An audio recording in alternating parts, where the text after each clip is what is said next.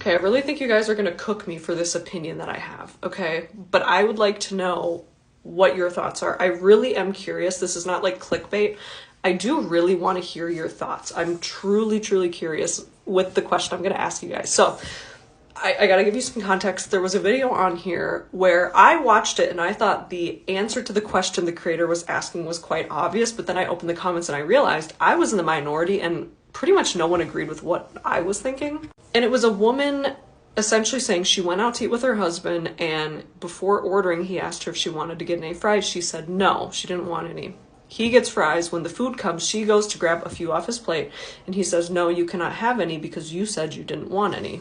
Now, before I continue, I would love for you guys to comment at this point, or you can wait till the end, it doesn't matter. But what do you think? Do you think it's not a big deal, she should just take a couple fries, it's her husband, maybe she changed her mind, maybe she got hungry? Or do you think, no, she should not get any because she said she didn't want any and he should stand his ground, she doesn't get any? And I'll give you guys my opinion that no one asked for, no one cares about, okay?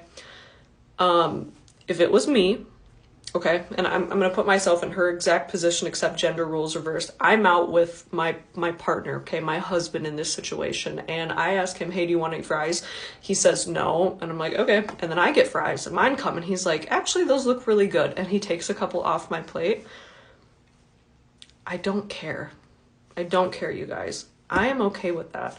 A friend, a partner, a family member, I don't care. I don't need to teach him or her a lesson. And like, I'm picturing myself going out to eat with someone I care about deeply, because I'm assuming he cares about her deeply considering they're married. Like, okay, I'm picturing myself going out with like my 90-some-year-old grandpa and like my mom and being like, hey, Pop, do you want any fries? And he's like, no, I'm okay.